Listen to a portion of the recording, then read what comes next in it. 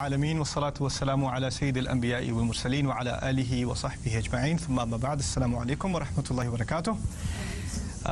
انشاءاللہ آج کے سیشن میں آپ سے ایک خاص موضوع پہ بات کرنی ہے قرآنک اسٹڈیز کے اندر۔ اس کا نام ہے، انگلش میں سے کہتے ہیں وربل ایڈیمز، عربی میں کہتے ہیں الحوار القرآنی، اردو میں کہیں گے قرآن کے محاورے۔ قرآن میں بعض ایکسپریشنز ہیں، کچھ محاورے ہیں، کچھ کہاوتیں ہیں جن کو آپ لفظی ترجمہ کریں تو آپ کو بات ٹھیک سے سمجھ نہیں آئے گی۔ ہر زبان میں کچھ محاورے ہوتے ہیں، کچھ ایکسپریشنز ہوتی ہیں جو اسی زبان کے لیے خاص ہیں، جس کو آپ کسی اور زبان میں اگر لفظاً ترجمہ کرنے کی کوشش کریں تو معنی نہیں نکلیں گے۔ جیسے انگلش میں کہتے ہیں واٹس اپ، اب اس کا لفظی ترجمہ آپ اردو میں کریں تو کیا نکلے گا؟ اوپر کیا ہے؟ It doesn't make any sense. You understand? So ہر زبان کی ایک خاص لسٹ ہوتی ہے جس کو آپ اگر ڈکشنری میں جا کے معنی دیکھ بھی لیں پھر بھی آپ کو معنی پتہ نہیں چلے گا۔ مشکل یہ ہے کہ قرآن میں سینکڑوں محاورے ہیں، عربی کے محاورے جو عربوں کے ہاں پہلے بھی استعمال ہو رہے تھے، یعنی قرآن کے آنے سے پہلے بھی ان کے استعمال میں تھے، اور جب قرآن نے ان محاوروں کو استعمال کیا تو جو پہلی قرآن کی آڈینس تھی اس کو فوراً بات سمجھ میں آ گئی کہ کیا بات کہی جا رہی ہے۔ لیکن ہمارے ترجموں میں، انگلش میں بھی کبھی کبھار اردو میں بھی، جب ان محاوروں کا ترجمہ ہوتا ہے تو وہ ترجمہ لفظی ہوتا ہے، اور جب آدمی وہ لفظی ترجمہ پڑھتا ہے تو وہ سمجھتا ہے کہ کیا بات کہی جا رہی ہے، کہ کچھ بات سمجھ نہیں آئی ٹھیک سے۔ You understand? تو ان محاوروں کی ایک خاص اسٹڈی ہوتی ہے۔ تو کچھ آیات ایسی ہیں جن میں محاورے تھے، مجھے پتہ بھی نہیں تھا کہ یہ محاورہ بھی ہے۔ اگر کسی کو محاورے کا پتہ نہ ہو، جیسے ہمارے بچے ہیں، they are watching cartoon, how was the cartoon Imad, how was the cartoon, کہتا ہے that was cool, that was really cool۔ اب کول کا ترجمہ آپ اردو میں کیا کریں گے؟ بہت ٹھنڈا تھا کارٹون، بہت اچھا تھا کارٹون، رائٹ؟ اسی طرح قرآن میں کچھ ایسے محاورے جب پڑھنے کو ملے مجھے تو مجھے پہلی بات سمجھ نہیں آئی۔ اتفاق سے اسی سال ایک قرآن کانفرنس ہو رہی تھی، آپ یقین مانیں قرآن کانفرنس ہو رہی تھی لاس ویگس میں۔ It's true. سو میں گیا لاس ویگس قرآن کانفرنس کے لیے، ریلیکس، اوکے۔ اور جب قرآن کانفرنس گیا تو وہاں پر ایک لیکچر ہو رہا تھا پروفیسر مستنصر میر کا۔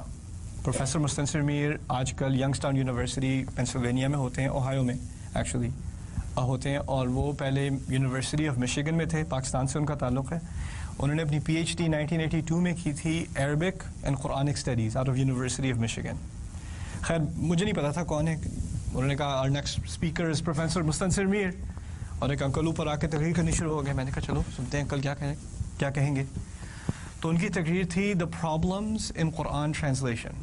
ان کا لیکچر بڑا ایکیڈیمک قسم کا تھا اور ٹیکنیکل تھا، اس میں گرامر بہت تھی اور بہت ساری اس طرح کی باتیں تھیں۔ عام جو زیادہ تر لوگ بیٹھے ہوئے تھے وہ سو رہے تھے لیکچر میں، بیٹھا سن رہا تھا کیونکہ مجھے گرامر سے دلچسپی ہے، ٹرانسلیشن سے دلچسپی ہے۔ ان کا پی ایچ ڈی تھیسس تھا 1982 میں out of university of Michigan, verbal idioms of the Quran, Quran کے محاورے، اور اس میں صرف انہوں نے کچھ محاورے قرآن کے آئی تھنک 435 محاورے قرآن کے جمع کیے، جن کا اگر آپ لفظی ترجمہ کریں تو آپ کو بات سمجھ نہیں آئے گی۔ پوری تحقیق ہے، یعنی تفاسیر میں اس پہ کیسے بحث ہوئی ہے، عربی کے کون سے محاورے تھے، کون سے شعر تھے اسلام سے پہلے کے جو یہ محاورے استعمال کرتے تھے، اس سے کچھ سینس پتہ چلے کہ یہ اس کا کیا مفہوم تھا ان کے ہاں اور اب کیا اس کا مفہوم ہے۔ دوسری بات سمجھنے کی ضروری یہ ہے کہ ہر زبان جب ایک نسل گزرتی ہے دوسری نسل گزرتی ہے تو ہر زبان بدلتی ہے۔ اسی طرح قرآن کو اب جو 1400 سال ہو گئے ہم کہتے ہیں وہی عربی ہے جو اس وقت کی تھی، یہ بات پوری طرح ایکوریٹ نہیں ہے۔ عرب سوسائٹی چینج ہوئی ہے، اس میں بہت ساری کلچرل چینجز آئی ہیں، پولیٹیکل چینجز آئی ہیں، سوشل چینجز آئی ہیں، ان کی بہت ساری انٹریکشن ہوئی ہے باہر کے ممالک سے، باہر کے کلچر سے، ان کی زبان پر اثر پڑا ہے، اس میں کوئی شک نہیں ہے، ان کی زبان پہ بہت اثر پڑا ہے۔ یہاں تک کہ کیونکہ میں عربی کا اسٹوڈنٹ ہوں مجھے پتہ ہے، آپ عربی اگر اسلامی کتابوں کی سیکھیں، کوئی تفسیر کی کتاب ہے، کوئی فقہ کی کتاب ہے، کوئی سیرت کی کتاب ہے، اب وہ عربی میں کتاب پڑھ رہے ہیں، آپ کو سمجھ بھی آ جائے، آپ اسلامی لیکچر بھی سن رہے ہیں آپ کو وہ سمجھ بھی آ جائیں، لیکن اگر آپ اس کو کمپیئر کریں الجزیرہ کی عربی سے، الجزیرہ کی عربک بھی صاف عربی ہے، فصحیٰ اسے کہتے ہیں، it's clean pure Arabic, formal Arabic, لیکن زمین آسمان کا فرق ہے۔ اسلامی کتاب کے محاورے میں اور باقی خبروں کے اور نیوز کے محاورے میں زمین آسمان کا فرق ہے، یعنی عربی میں بہت زیادہ تبدیلی آ چکی ہے، وہی بات نہیں ہے جو پہلے اس زمانے کی تھی۔ اور یہ بات سمجھنی بہت ضروری ہے کہ جب قرآن پڑھا جاتا ہے اور قرآن کی عربی پڑھی جاتی ہے تو وہ تاریخی عربی پڑھنی پڑتی ہے جو پہلے اس زمانے کی تھی.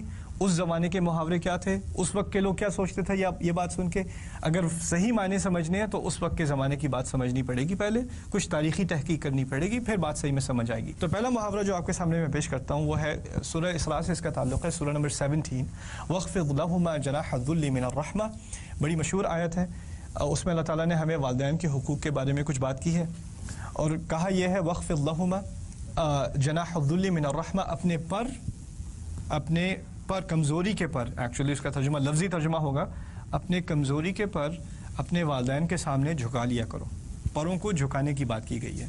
اچھا, پر جھکانے کا اس کے عربی انگلش ٹرانسلیشن, انگلش میں ترجمہ لکھا ہوا ہے lower your wings of humility or lower the wings of weakness before your parents. okay, وَاخْفِضْ لَهُمَا جَنَاحَ الذُّلِّ مِنَ الرَّحْمَةِ. اور یہ کیا اس لیے کرو کہ ان پر رحم کھانے کے لیے, ان پہ رحمت کرنے کے لیے. لیکن اصل محاورہ اس میں ہے پروں کو نیچے لانا. اب پروں کو نیچے لانا یہ محاورہ عرب میں پہلے سے استعمال ہو رہا تھا. اس کا کیا استعمال تھا؟ عرب کے ہاں اصل میں دو محاورے تھے. ایک محاورہ تھا پروں کو اٹھانا اور دوسرا محاورہ تھا پروں کو نیچے کرنا. وہ کہتے ہیں ایک دوست دوسرے سے عربی میں بات کر رہا ہے شعر کے اسلوب میں, اس کا دوست زیادہ تر عام طور پہ بڑا نائس ہوتا ہے, آرام سے بات کرتا ہے, سلیقے سے بات کرتا ہے. ایک دن اس کا دوست بڑے غصے میں ہے اور بہت ہی زیادہ شوخی میں ہے, بہت اونچی آواز میں بات کر رہا ہے. تو شاعر دوسرے شاعر سے کہتا ہے کہ تم ہمیشہ اپنے پر نیچے رکھتے ہو, آج اپنے پر کیوں اٹھائے ہوئے ہیں؟ محاورہ اس کا یہ ہے اپنے پر کیوں اٹھائے ہوئے ہیں, شوخی کیوں مار رہے ہو, اتنی زور سے کیوں بات کر رہے ہو, کیا ضرورت ہے اس طرح کی حرکت کرنے کی. اور اس کو یہ نہیں کہا کہ تم اتنی زور سے کیوں بات کر رہے ہو, کہا کیا ہے اپنے پر کیوں اٹھائے ہوئے ہیں, آج تم نے اپنے پر کیوں اٹھائے ہوئے ہیں. اچھا, بات یہ ہے کہ ہر پرندے میں ایک صلاحیت ہے, اللہ تعالیٰ نے ایک قدرت رکھی ہے, ایک کیپیبلٹی رکھی ہے کہ پرندہ اڑ سکتا ہے. اڑتا کیسے؟ پر اٹھانے سے. لیکن یہ صلاحیت رکھنے کے باوجود اگر پرندہ اپنے پر نیچے کر لے, پر نیچے کرے, یا تو یہ ہے کہ پر میں زخم ہے یا کمزور ہو گیا یا تھک گیا تو پر نیچے کر لیے. پھر دوسری بات ہے کہ اس نے جان بوجھ کر اپنے پر اس لیے نیچے کر لیے کہ وہ چاہتا ہے کہ وہ کسی وجہ سے نیچے زمین پر آ جائے, کوئی خاص وجہ ہے جس کی وجہ سے وہ زمین پر آ جائے. اب یہ کمپیریسن خاص کر قرآن میں کیا گیا ہے سورۃ الاسراء میں ہمارے اور ہمارے والدین کے تعلق کے بارے میں, اور یہ اس وقت کا ریلیشن شپ ہے, اس وقت کا تعلق ہے جب والدین بوڑھے ہو چکے ہوں اور آپ بڑے ہو چکے ہوں. یعنی یہ بچوں اور والدین کا تعلق نہیں ہے, یہ یعنی جوان آدمی یا ایسا آدمی اور عورت جن کی اپنی فیملی بھی ہے اور پھر ان کے والدین بھی ہیں, ان کے بارے میں بات کی جا رہی ہے. کیونکہ پچھلی آیات میں بھی اس بات کا ذکر ہے, وَإِمَّا يَبْلُغَنَّ عِنْدَكَ الْكِبَرَ أَحَدُهُمَا أَوْ كِلَاهُمَا, اگر آپ کے ہوتے ہوئے ان میں سے ایک یعنی ماں یا باپ یا دونوں بڑی عمر تک پہنچ جائیں, بڑی عمر کی بات ہو رہی ہے, تو آپ اب 8 سال کے 10 سال کے نہیں ہیں, آپ 30 سال کے ہو چکے ہیں اور اب آپ کے پیرنٹس کے بارے میں بات ہو رہی ہے. بات یہ ہے کہ آپ جب چھوٹے تھے, جب میں چھوٹا تھا تو میری تمام زندگی میرے پیرنٹس پہ ڈیپینڈ کرتی تھی. میں خود کو کھلا نہیں سکتا, میں خود کو پلا نہیں سکتا, میں خود کو سلا نہیں سکتا, میں خود کو صاف نہیں کر سکتا, میں خود کو کپڑے نہیں پہنا سکتا, میں پوری طرح اپنے پیرنٹس پر ڈیپینڈنٹ ہوں. لیکن جب کالج چلے گئے, جاب مل گئی, کریئر شروع ہو گیا, لائف شروع ہو گئی, اپنی فیملی کی ذمہ داریاں ہیں, اب میرے اپنے پر ہیں, اب میں پوری طرح انڈیپینڈنٹ ہوں, مجھے کسی کی ضرورت نہیں ہے. اب پیرنٹس مجھے کال کرتے ہیں تو میں وائس میل پہ ڈال دیتا ہوں, وہ ای میل کرتے ہیں, وہ کال کرتے ہیں تو مجھے ٹائم نہیں ملتا, میں کہتا ہوں بھی ٹائم نہیں ہے, بعد میں بات کروں گا, ابھی ذرا مصروف ہوں, بھی میٹنگ میں ہوں.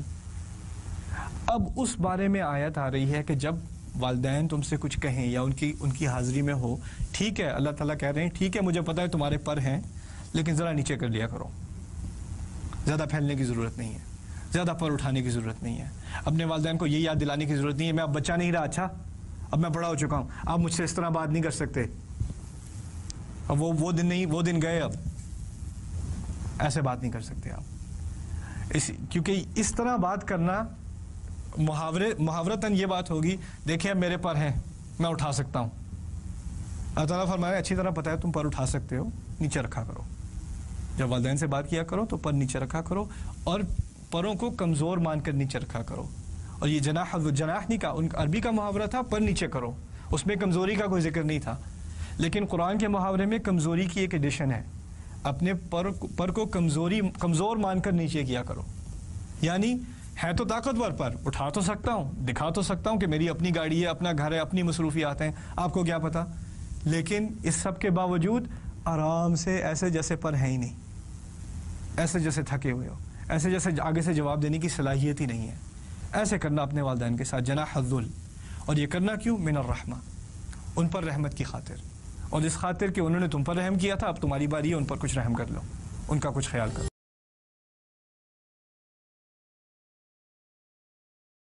دوسری بات اس میں جو بڑی خوبصورت ہے، یہ بڑی مشہور دعائے قرآن کی کافیوں کو یاد بھی ہوگی، رب ارحمہما کما ربیانی صغیرا، اے رب ان دونوں پر رحم کر جس طرح انہوں نے میری تربیت کی تھی جب میں چھوٹا تھا.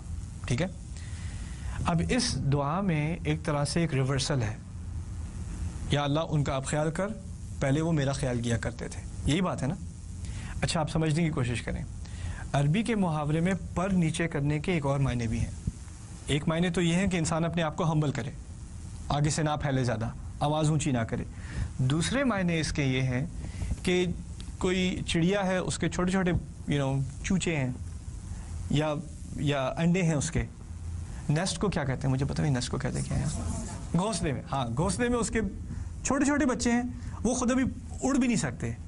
اب پیچھے سے سانپ آ رہا ہے، سانپ نے تو ان کو کھا لینا ہے، تو چڑیا کیا کرتی ہے، اپنے پر ایسے پھیلا کے گھونسلے کے اوپر، سانپ ڈسے گا تو کسے ڈسے گا؟ چڑیا کو ڈسے گا، لیکن وہ نہیں ہٹتی. کیوں؟ کس کی حفاظت کر رہی ہے؟ اپنی اولاد کی حفاظت کر رہی ہے. یہ لوگ استعمال کرتے تھے پر نیچے کرنے کو جب والد یا والدہ بچے کی حفاظت کرے، کہ اس نے پر نیچے کیے ہوئے ہیں، اپنی اولاد کی حفاظت کر رہا ہے. مزے کی بات یہ ہے قرآن میں کہ یہی محاورہ اب استعمال ہو رہا ہے، لیکن یہ والدین کے لیے استعمال نہیں ہو رہا کہ والدین اپنے بچوں کی حفاظت کریں. اب یہ محاورہ کہاں استعمال ہو رہا ہے؟ بچے والدین کی حفاظت کریں. اب بچے والدین کی حفاظت کریں. وَاخْفِضْ لَهُمَا جَنَاحَ الذُّلِّ مِنَ الرَّحْمَةِ. سبحان اللہ. تو یہ محاورہ جو پہلے کا یوسیج ہے، اگر یہ سمجھ میں آ جائے تو پھر ایک نئی خوبصورتی سامنے آتی ہے. ورنہ اگر آپ ترجمے میں پڑھ رہے ہیں اپنے پر نیچے کر لو، کچھ شاید آپ کو اندازہ ہو جائے کیا بات کی جا رہی ہے، لیکن پوری تصویر سامنے نہیں آئے گی. اسی طرح دوسرا محاورہ انشاءاللہ اس سیشن میں جو آپ کے سامنے رکھ دوں، وہ ہے بڑی گہری بات ہے، قرۃ اعین. ربنا هب لنا من ازواجنا وذرياتنا قرۃ اعین واجعلنا للمتقین اماما. سورۃ الفرقان کی آخری آیات میں سے ہے، ایک بڑی خوبصورت دعا ہے. اللہ تعالیٰ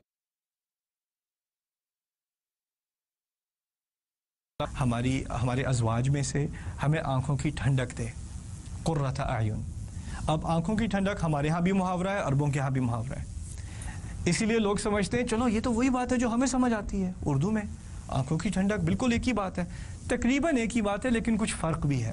تو یہ فرق سمجھنے کی ضرورت ہے. جب میں یہی لیکچر انگلش میں دے رہا ہوتا ہوں تو فرق بہت سمجھانے کی ضرورت ہے، کیونکہ انگلش میں coolness of the eyes کسی کو سمجھ نہیں آتی. وہ کسی آنکھوں کی ٹھنڈک کم از کم اردو میں آپ کو سمجھ آ جاتی ہے کہ آنکھوں کی ٹھنڈک ایک محاورہ ہے، ہمارے یہاں مستعمل ہے، ہم سمجھتے ہیں اسے. لیکن باقیوں کو انگلش میں تو اور بھی بڑا مسئلہ ہے. خیر، عربی میں اس کا بیک گراؤنڈ کیا ہے؟ اس کے بیک گراؤنڈ میں 2-3 چیزیں ہیں. پہلی بات یہ کہ اگر کوئی غصے میں ہو یا اداسی میں ہو، ڈپریشن میں ہو، اور اس کا غصہ اس وقت تک نہ اترے جب کسی سے بدلہ نہ لے لے یا کوئی مسئلہ حل نہ ہو جائے، تو وہ کہتے ہیں کہ اس کی آنکھیں گرم ہیں، اور جب تک یہ مسئلہ حل نہیں ہوگا اس کی آنکھیں ٹھنڈی نہیں ہوں گی. یہ شعر میں استعمال ہے عربی میں کہ میرے قبیلے کی آنکھیں اس وقت تک ٹھنڈی نہیں ہوں گی جب تک میں اس انسان کا قتل نہ کر دوں. یعنی وہ بدلے کی خاطر قتل کرنے جا رہا ہے، اور اسے کہو قتل کیوں کر رہے ہو؟ کہتا ہے میں اپنے قبیلے کی آنکھیں ٹھنڈی کرنا چاہتا ہوں. اس لیے یعنی ان کا غصہ اترے، ان لوگوں کا غصہ اترے، ان کی اداسی جائے. اس کا تعلق ہے آنکھوں کی ٹھنڈک سے. دوسری بات، آنکھوں کی ٹھنڈک کا تعلق ایکچولی اس کا اپوزٹ، اس کا جو الٹا، اس کا متضاد جو ہے وہ ہے آنکھوں کی گرمی. عربی میں ایک بد دعا ہے، اسخن اللہ عینک، اللہ تمہاری آنکھیں گرم کرے. یہ ان کے ہاں بد دعا ہے. بد دعا کا مطلب کیا ہے؟ کہ تم اداسی کے آنسو بہاؤ، اداسی کے آنسو بہاؤ. یعنی تمہاری زندگی میں اداسی ہو، پھر اداسی ہو، پھر تم روتے ہی رہو زندگی میں. اسے کہتے ہیں اللہ تمہاری آنکھیں گرم کرے. کسی سے کہیں قر اللہ عینک او اقر اللہ عینک، اللہ تمہاری آنکھیں ٹھنڈی کرے، اس کا مطلب ہے کہ تم خوشی کے آنسو بہاؤ. جب اداسی کے آنسو بہاؤ تو آنکھیں گرم، جب خوشی کے بہاؤ تو آنکھیں ٹھنڈی.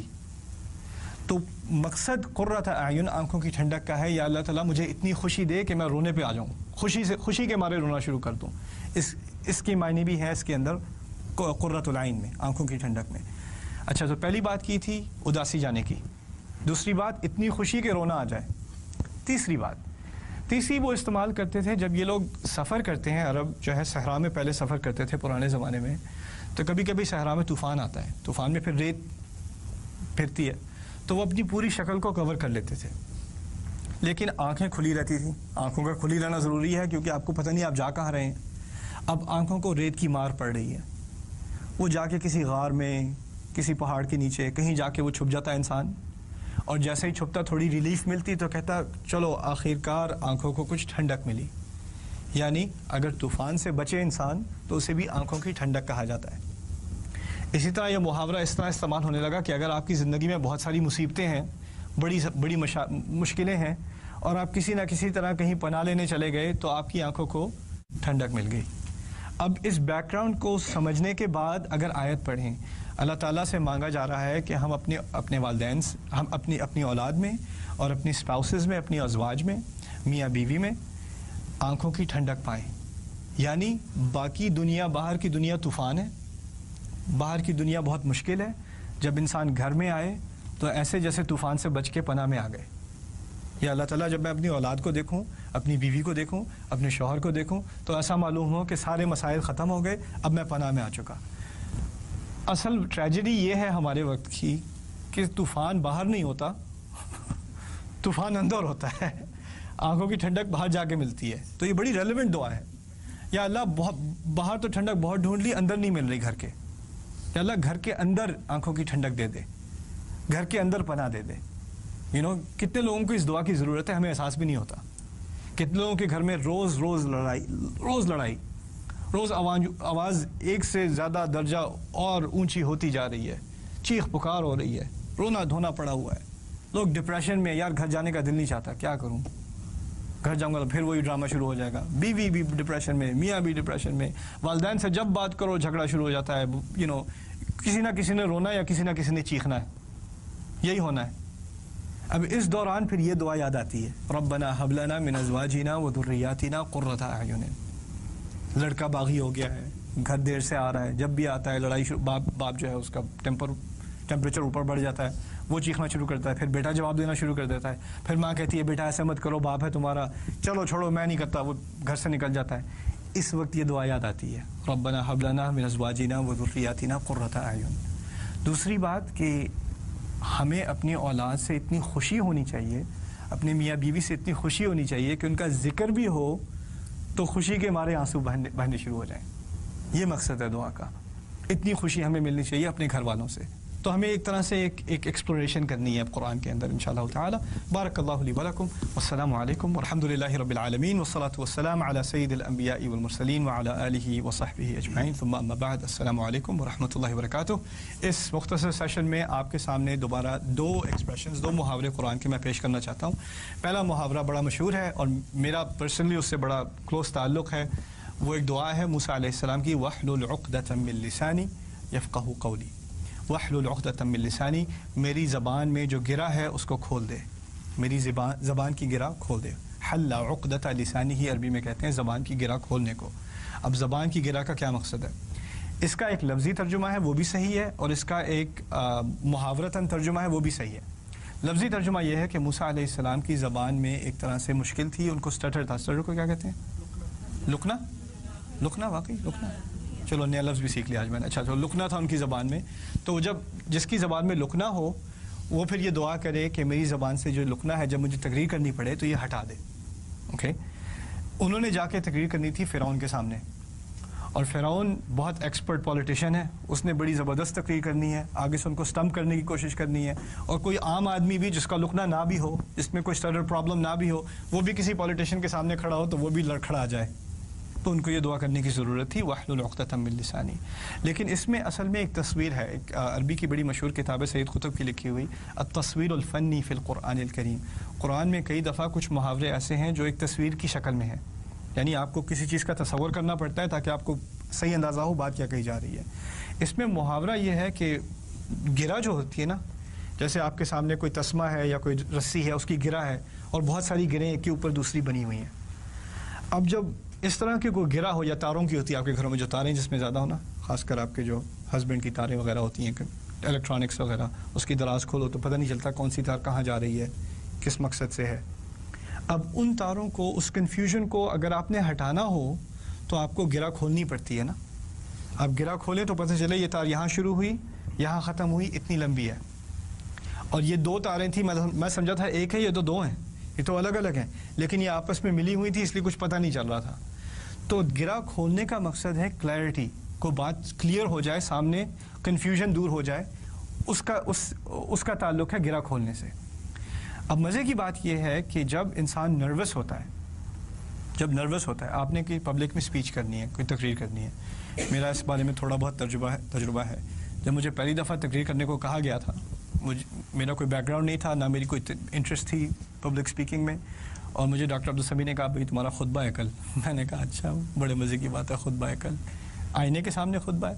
نہیں، میں نے ایکچولی مجھ سے کہا تھا خطبہ دوں یونائٹڈ نیشنز میں، نیو یارک میں 43rd اسٹریٹ پہ، انہوں نے کہا تھا، ان کا اپنا خطبہ تھا، لیکن میں نے کہا میں اپنا ایک اسٹوڈنٹ بھیج رہا ہوں، میں تمہیں بھیج رہا ہوں.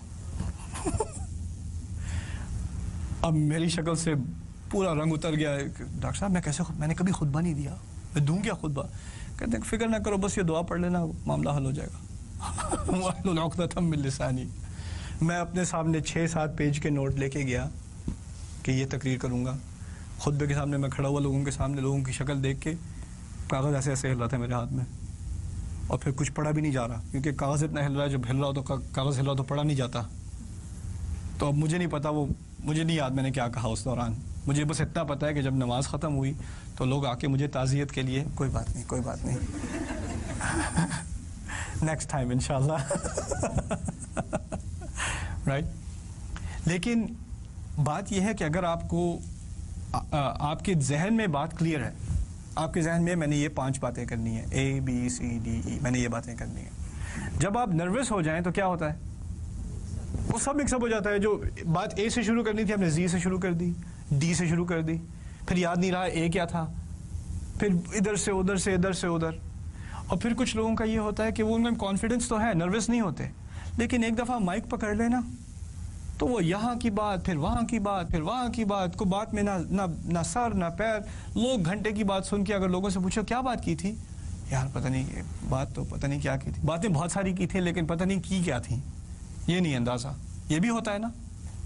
تو دعا کا مقصد یہ ہے کہ میں جب بات کروں تو اس کا شروع کلیئر ہو، اس کا درمیانی حصہ کلیئر ہو، اس کی انتہا، اس کی آخر کلیئر ہو، یعنی سب کو پتہ چل جائے میں کیا کہہ رہا ہوں اور کس مقصد سے کہہ رہا ہوں. بات میں ایک تسلسل ہو، اس میں ایک ترتیب ہو، وہ لاجیکل ہو، سمجھ میں آنے والی ہو. وَاحْلُلْ عُقْدَةً مِّن لِّسَانِي.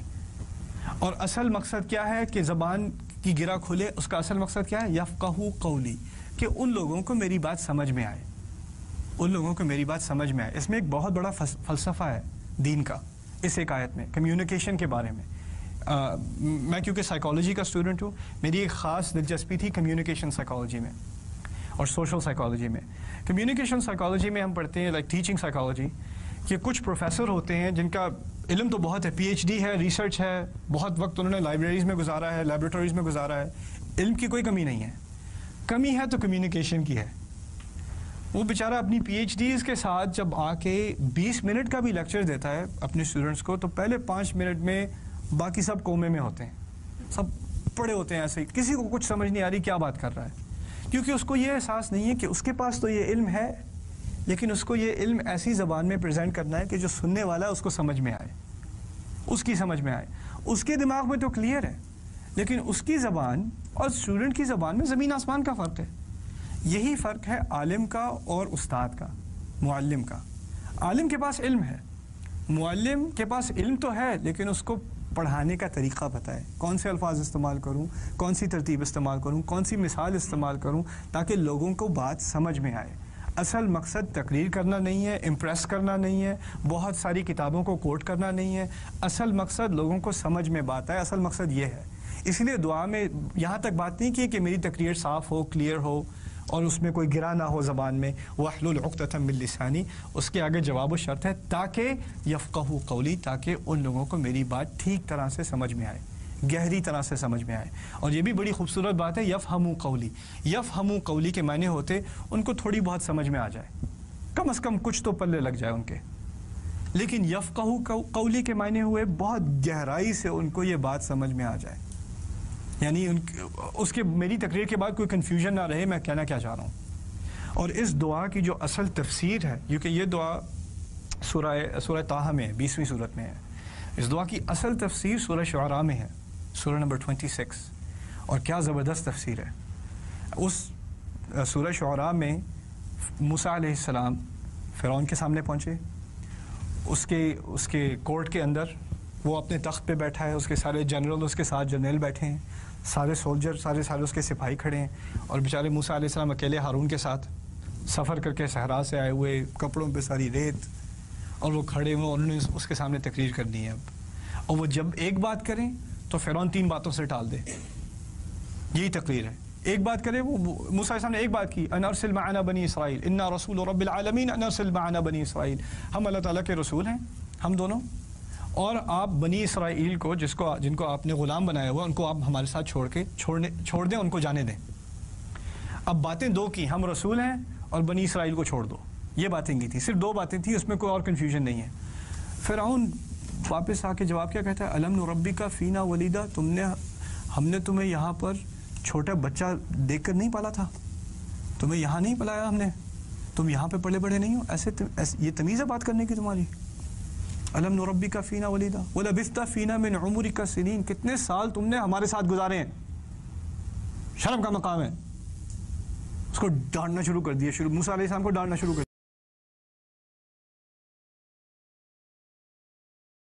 موسیٰ علیہ السلام نے صرف 2 باتیں کی تھیں، ہم اللہ کے رسول ہیں، بنی اسرائیل کو چھوڑ دو۔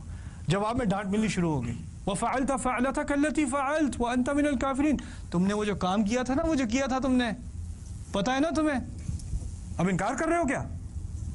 کام کیا کیا تھا؟ غلطی سے جس کو مکہ مارا تھا وہ مر گیا تھا۔ اب دیکھیں یہ تقریر کیسے کی ہے فرعون نے، اچھا تم تو اتنے چھوٹے سے تھے تب سے ہمارے پاس ہو، تم نے تو بڑے سال اس گھر میں گزارے ہیں، تم نے جو کیا وہ کیا بھول گئے؟ کیا کیا تھا تم نے؟ یہ آ کے بات کرنے آئے ہو؟ یہاں آتے، میرے پیر پکڑتے، مجھ سے معافی مانگتے، کہتے غلطی سے مکہ مار دیا تھا، معاف کر دیں، میں اپنا پرانا کمرہ واپس لے لوں کہ نہیں؟ یہ کیا بات کر رہے ہو؟ اب موسیٰ علیہ السلام اگر کوئی ایسی تقریر سنے، یعنی کوئی تمیز سے آ کے بات کرے، سیدھی سی بات کرے، اللہ تعالیٰ کا کلام پیش کرنے والے ہیں، اور جواب میں ایسی ڈانٹ مل جائے تو انسان لڑکھڑا نہیں جائے گا؟ کس بات کا جواب دوں، کیسے دوں، کیا کروں؟ انہوں نے بھی کیا جواب دیا ہے، قال فعلتها اذا، انہوں نے کہا میں نے یہ کام کیا تو تھا، جو تم کہہ رہے ہو میں نے کیا تھا، میں نے وہ کام کیا تھا۔ اب فرعون نے بھی ذکر نہیں کیا کہ کیا کام کیا تھا۔ موسیٰ علیہ السلام نے سوچا اگر وہ میری غلطی اگر وہ ایکسپوز کرنے کو تیار نہیں، میں اپنی غلطی خود کیوں ایکسپوز کروں؟ انہوں نے کہا میں نے وہ کیا تو تھا۔ اب فرعون نے 3 باتیں کی تھیں، سمجھنے کی بات ہے، فرعون نے 3 باتیں کی تھیں۔ پہلی بات کی تھی تم چھوٹے تھے، یہاں پہ گزاری عمر تم نے بڑے سال یہاں پر ہمارے ساتھ رہے ہو، پھر تم نے جو حرکت کی تھی وہ کی تھی، 3 باتیں کی نا۔ موسیٰ علیہ السلام نے کتنی باتیں کی تھی؟ 2 باتیں کی تھی۔ اب دیکھنا موسیٰ علیہ السلام ان 3 باتوں میں سے سب سے اہم بات کون سی ہے؟ قتل، یعنی یہاں پر بڑے سال گزارے، ٹھیک ہے آپ کا بڑا احسان ہے، شکریہ بہت بہت، لیکن وہ کوئی بڑی بات نہیں ہے اتنی۔ اس سے بڑا مسئلہ کون سا ہے؟ واپس وہ مصر میں آ گئے ہیں، مصر میں ان کے وانٹڈ پوسٹر لگے ہوئے ہیں، انہوں نے قتل کیا ہوا ہے، قتل کی وجہ سے وہاں سے بھاگے تھے۔ ان الملأ یأتمرون بک لیقتلوک، یہاں تک کہ پولیس والے چیفز جو ان کے جنرل ہیں وہ آپ کی ڈھونڈ میں ہیں تاکہ آپ کو پکڑیں اور آپ کو وہیں قتل کر دیں، اریسٹ کا بھی معاملہ نہیں تھا، آپ کو ڈھونڈتے کے ساتھ ہی قتل کر دیں۔ اب وہ واپس آ گئے ہیں تو انہوں نے کہا پہلے بڑے مسئلے کو حل کرنا چاہیے، فعلتها اذا وانا من الضالین، میں نے ہاں ٹھیک ہے اس وقت یہ کام تو کیا تھا، لیکن اس وقت میں کچھ کنفیوز تھا، میرے پاس صحیح معلومات نہیں تھی، میں کنفیوز تھا، ضالین۔ ففررت منکم لما خفتکم، اسی وجہ سے میں تم لوگوں سے بھاگ گیا تھا جب میں تم سے ڈرا کرتا تھا۔ کیا کہہ رہے ہیں؟ اب نہیں ڈرتا۔ پھر کہتے ہیں فوہب ربی ربی حکما وجعلنی من المرسلین، امیزنگ۔ پھر کہتے ہیں جب میں بھاگ گیا تھا پھر اللہ تعالیٰ نے مجھے حکم دیا اور مجھے حکمت دی اور مجھے رسولوں میں سے بنا دیا۔ موسیٰ علیہ السلام کی پہلی بات کیا تھی؟ کہ میں رسول ہوں۔ اب کہا ٹھیک ہے میں نے وہ حرکت کی تھی اس لیے میں بھاگا تھا، لیکن پھر مجھے رسول بنا دیا گیا، وہی بات دوبارہ لے آئے۔ پھر کہتے ہیں وَتِلْكَ نِعْمَةٌ تَمُنُّهَا عَلَيَّ أَنْ عَبَّدْتَ بَنِي إِسْرَائِيل، اچھا وہ جو آپ نے مجھ پہ بڑا احسان کیا تھا، کون سا احسان؟ آپ کے گھر میں پلا بڑا ہوں، آپ نے مجھے اپنے گھر میں جگہ دی ہے. کہتے ہیں وَتِلْكَ نِعْمَةٌ تَمُنُّهَا عَلَيَّ, آپ نے جو بڑا احسان مجھ پر کیا تھا, أَنْ عَبَّدْتَ بنی اسرائیل. اچھا, اس احسان کا مطلب یہ ہے کہ آپ تمام بنی اسرائیل کو غلام بنا دیں. اب دیکھا وہ فرعون کی ڈانٹ میں 3 باتیں تھیں, ان تینوں باتوں کو لے کے واپس گھما کے وہی جو پہلے 2 باتیں کی تھیں, پہلی 2 باتیں کیا تھیں, میں رسول ہوں, بنی اسرائیل کو چھوڑ دو, وہی باتیں دوبارہ لے آئے. اسے کہتے ہیں زبان کی گرہ کھولنا, یعنی کوئی آپ کو اپنے مقصد سے اپنے ایجنڈا سے ڈسٹریکٹ نہ کر سکے. آپ کلیئر ہیں آپ نے کیا بات کرنی ہے. آپ کے سامنے کوئی ایسی بات لائے جو آپ کو کمپلیٹلی مکمل طور پہ سبجیکٹ چینج کر دے. فرعون نے پوری طرح سبجیکٹ چینج کر دیا تھا, لیکن آپ اس سے ڈسٹریکٹ نہ ہو, اس کی بات لے کے پھر واپس اپنی بات پر لے آئیں. اسے کہتے ہیں کلیئرٹی. وَاحْلُلْ عُقْدَةً مِّن لِّسَانِي, یعنی اس آیت کی تفسیر آگے کی آیات میں ہے, سورۃ شعراء کی آیات میں, 26ویں سورت کی آیت میں. نجیب, how much time do I have left? I got 5? Okay. We can do one more quick one inshallah. اچھا, یہ آخری ایکسپریشن انشاءاللہ جو آپ کے سامنے میں رکھنا چاہ رہا ہوں, آخری محاورہ, اس کا تعلق سورہ بقرہ سے ہے. وَأْتُوا الْبُيُوتَ مِنْ أَبْوَابِهَا. اس کا تھوڑا سا بیک گراؤنڈ سمجھ لیں. صحابہ جب مسلمان مدینے میں موو ہوئے تو مدینے میں اور مکے میں بھی جو مسلمان تھے وہ نئے مسلمان ہیں اور پورے شریعت کے احکام ابھی نازل نہیں ہوئے. ان کے اپنے کلچر کی بھی کچھ پریکٹسز ہیں جو پہلے سے ہیں, اور جب تک دین آ کے ان کو کہے کہ یہ غلط ہے, یہ نہیں کر سکتے, تو وہ پرانی جو عادتیں ہیں وہ رہیں گی جب تک ان کے خلاف کوئی بات نہ آ جائے. جیسے مثال کے طور پہ شراب کے بارے میں جب تک آیات نہ آئیں تب تک کوئی مسئلہ نہیں تھا, ٹھیک ہے نا. اسی طرح ان کے ہاں ایک عجیب سی روایت تھی, وہ یہ تھی کہ اگر انسان حج کے لیے جائے, کیونکہ حج تو جاہلی دور میں بھی تھا, شرک والا حج تھا لیکن پھر بھی حج ہی تھا. اگر انسان حج کے لیے گھر سے نکلے اور پھر یاد آئے کہ اوہو پیسے تو گھر میں رہ گئے, یا وہ تلوار تو گھر میں رہ گئی, یا بٹوا گھر میں رہ گیا, تو اب گھر میں جانا جو ہے یہ لعنت کا سبب بنے گا, کیونکہ آپ حج کے لیے نکل چکے ہیں. تو دروازے سے گھر مت جاؤ, اب کھڑکی سے گھس کے جاؤ, یا پیچھے سے کہیں سے گھس کے جاؤ, یا چھت پہ سے اترو, دروازے سے مت جانا ورنہ لعنت ہوگی. اوکے, بہت بری بات ہے کہ آپ دروازے سے گئے. اب حج کا سیزن آیا اور صحابہ کے بارے میں نوٹ کیا گیا کہ کچھ صحابہ جو ہیں وہ کھڑکی سے گھر میں گھسنے کی کوشش کر رہے ہیں. پوچھا گیا کیا کر رہے ہو, کیوں کر رہے ہو یہ؟ تو وہ کہتے ہیں کہ وہ دروازے سے تو نہیں جانا چاہیے, ایک دفعہ حج کی نیت سے آپ گھر سے نکل گئے تو آپ کو دوبارہ دروازے سے نہیں جانا چاہیے, آپ کو کھڑکی سے جانا چاہیے. پھر اس کے بارے میں یہ آیت آئی وَلَيْسَ الْبِرُّ بِأَن تَأْتُوا الْبُيُوتَ مِن ظُهُورِهَا وَلَكِنَّ الْبِرَّ مَنِ اتَّقَى. اس میں کوئی اچھائی نہیں ہے کہ تم اپنے گھروں میں پیچھے سے گھسا کرو, اچھائی اس میں ہے کہ تمہارے پاس تقویٰ ہو. پھر وَأْتُوا الْبُيُوتَ مِنْ أَبْوَابِهَا, گھروں میں آیا کرو دروازوں سے, گھروں میں آیا کرو دروازوں سے. مزے کی بات یہ ہے کہ گھروں میں آیا کرو دروازوں سے ہی اصل میں محاورہ ہے عربی کا, یہ پہلے بھی استعمال ہوتا تھا. شاعر کہتا تھا اتیت معیشتی من بابھا, میں نے اپنی تمام زندگی دروازے سے میں آیا ہوں, میں اپنی تمام زندگی میں ہر معاملے میں دروازے سے آیا ہوں. کیا مقصد ہے کہنے کا مقصد یہ ہے کہ آپ نے کوئی بھی کام کرنا ہو تو اس کا ایک لیگل ذریعہ ہوتا ہے, ایک پراپر صحیح طریقہ ہوتا ہے, اور ایک ٹیڑھا کرپٹ طریقہ ہوتا ہے. ٹھیک ہے, آپ اپنا کام کروا سکتے ہیں, صحیح چینل سے کروا سکتے ہیں, یا رشوت دے کے کروا سکتے ہیں, یا اپنے ٹیکسز فائل کر سکتے ہیں تو آپ تمام رپورٹنگ ٹھیک سے بھی کر سکتے ہیں, یا مسلمانوں والا کام بھی کر سکتے ہیں. آپ کے پاس آپشنز ہیں. اگر آپ ہمیشہ صحیح راستہ استعمال کریں تو اسے کہا جاتا ہے کہ یہ انسان ہر معاملے میں دروازے سے آتا ہے. یہ محاورہ استعمال کر کے اللہ تعالیٰ نے ایک تو تاریخی مسئلہ حل کر دیا. تاریخی مسئلہ کیا تھا کہ صحابہ کھڑکی سے یا پیچھے سے گھر آ رہے تھے. دوسرا ایک مسئلہ, اب وہ مسئلہ دوبارہ رہا کہ نہیں رہا. اب کیا پاکستان میں, انڈیا میں, بنگلہ دیش میں, ملیشیا میں کوئی حج کے لیے نکلتا ہے تو کیا کھڑکی سے واپس جاتا ہے اپارٹمنٹ؟ نہیں. اب جس بیچارے کا 10ویں فلور پہ اپارٹمنٹ ہے وہ تو انا للہ و انا الیہ راجعون. خیر الحمدللہ وہ مسئلہ نہیں رہا. لیکن اب مسئلہ دوسرا کیا ہے, اب تم جو بھی کرو دین کے نام پہ, جو بھی کرو وہ سیدھے طریقے سے کرو, اپنی طرف سے کچھ بنانے کی ضرورت نہیں ہے. اپنی طرف سے تمہیں کوئی نئے تعویذ بنانے کی ضرورت نہیں ہے, اپنی طرف سے تمہیں کوئی نئی عبادتیں گھڑنے کی ضرورت نہیں ہے, اپنی طرف سے تمہیں کوئی نئی اذکار بنانے کی ضرورت نہیں ہے. جو کچھ دینا تھا وہ صحیح دروازے سے اب تمہیں دیا جا رہا ہے, یہ طریقہ تمہارے لیے ٹھیک ہے, باقی سب چھوڑ دو, اس کی اور کسی اور کی چیز کی ضرورت نہیں ہے تمہیں. وَأْتُوا الْبُيُوتَ مِنْ أَبْوَابِهَا. تو اس محاورے کو استعمال کر کے اللہ تعالیٰ نے ایک تاریخی مسئلہ حل کیا اور ایک ایسا مسئلہ حل کیا جو اب تک چل رہا ہے. اب تک چل رہا ہے. اب تک لوگوں کو ایسے ایسے حل چاہیے جو دین میں نہیں ہے لیکن ہم نے اپنی طرف سے حل بنانے ہیں, اپنی طرف سے کوئی نہ کوئی چیز گھڑنی ہے. اور کوئی ضرورت نہیں ہے, آنا ہے تو دروازے سے آؤ, یہ کھڑکی سے اور پیچھے سے اور چھت سے آنے کی کیا ضرورت ہے؟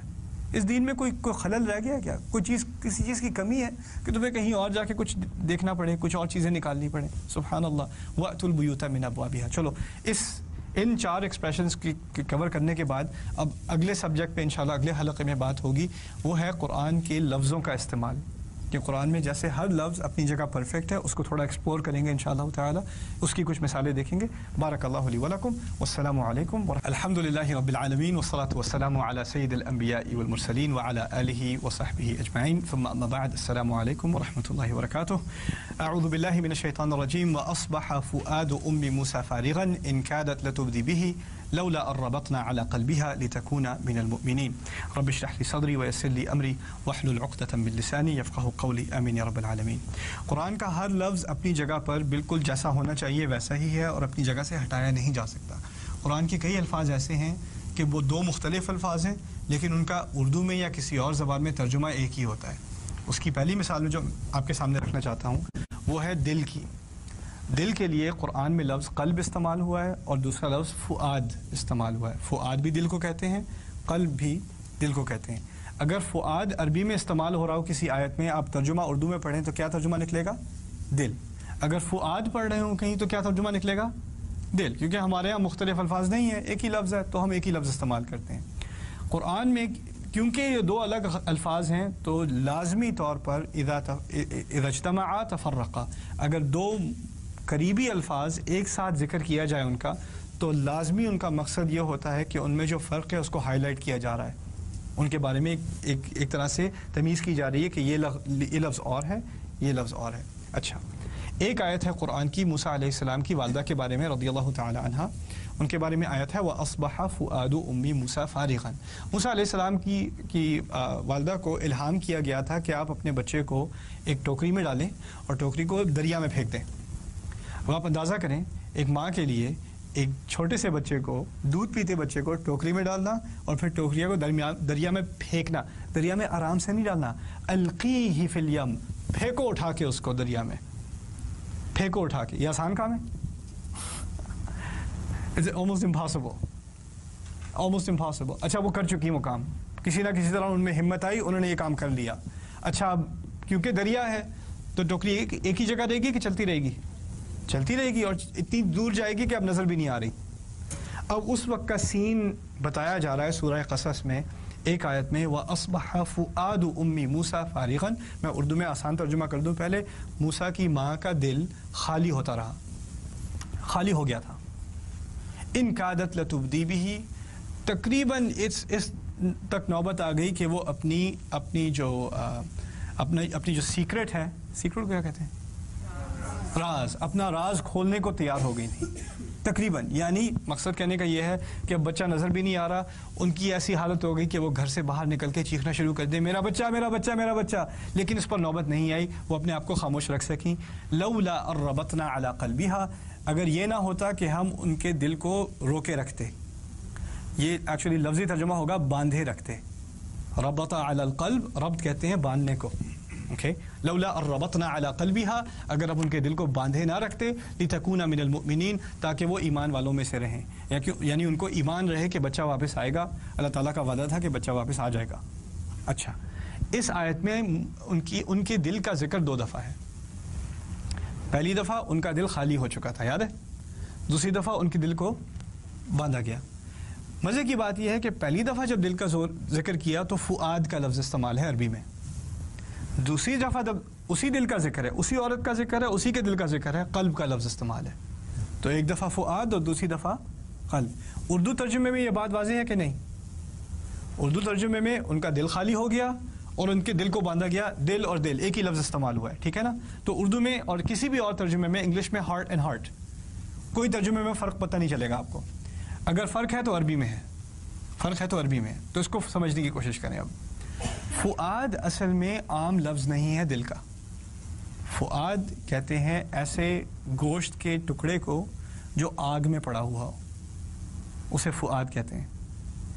یہاں تک کہ باربیکیو جو میٹ ہوتا ہے نا آپ کا اسے لحم فعید کہتے ہیں. فؤاد سے ہی نکلتا ہے وہ لحم فعید، ایسا گوشت جو آگ میں پڑا ہوا ہو. اچھا، فؤاد کا لفظ محاورے میں اس لیے استعمال ہوتا ہے کہ کبھی کبھی انسان یا بہت زیادہ خوف میں ہوتا ہے، یا بہت زیادہ غصے میں ہوتا ہے، یا بہت زیادہ خوشی میں ہوتا ہے، یا بہت زیادہ ایکسائٹمنٹ میں ہوتا ہے، یا بہت زیادہ اداسی میں ہوتا ہے، یا بہت ڈپریشن میں ہوتا ہے. کوئی ایک فیلنگ ہوتی ہے جو انسان کو پوری طرح اوور ویلم کر دیتی ہے، اس پہ چھا جاتی ہے. اس وقت اس کا دل جیسے آگ پہ لگا ہوا ہے، یا خوشی سے آگ پہ لگا ہوا ہے کہہ لیں.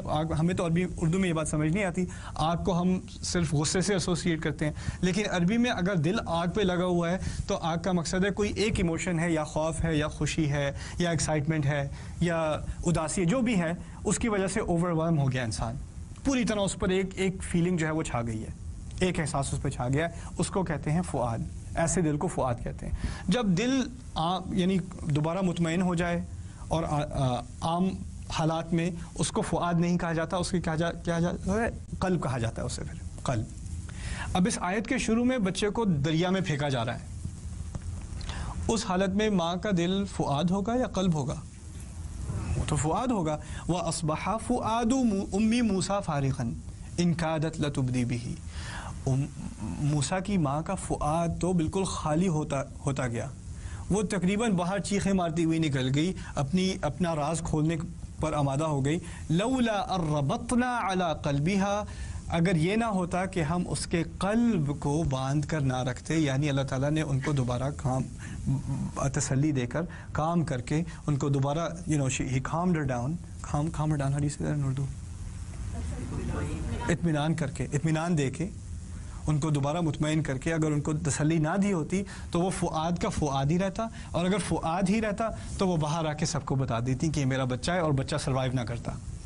اللہ تعالیٰ نے غیر عادی طور پر ان کو تسلی دی، اس سچویشن میں ان کو تسلی دی. اس میں بہت سارے دروس ہیں. ایک چھوٹی سی بات میں کر دوں ابھی، وہ یہ ہے کہ ہماری زندگی میں کبھی کبھی ایسی سچویشن آتی ہے، ایسے حالات آتے ہیں کہ ہمارا دل بالکل فؤاد بن جاتا ہے، یا غصے سے، یا اداسی سے، یا کسی حادثے کی وجہ سے، کسی خبر کی وجہ سے دل ایک دم سے بالکل اوور ویلم ہو جاتا ہے. اور ان حالات میں کیونکہ یہ نبی نہیں ہے، یہ عام عورت ہے، یہ صحابیہ تو ہیں لیکن پھر بھی نبی نہیں ہے، اور اس ربط القلب کا ذکر کئی مرتبہ قرآن میں ہے اور کئی مرتبہ غیر نبی کے لیے ہے.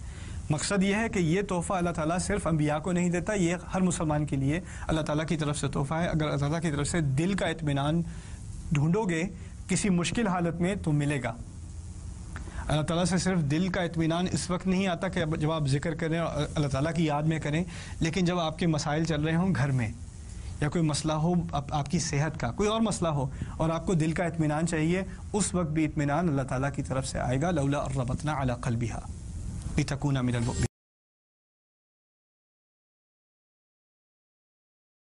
بڑی عجیب آیت ہے قرآن کی سورہ اسراء میں، ان السمع والبصر والفؤاد کل اولئک کان عنہ مسئولا.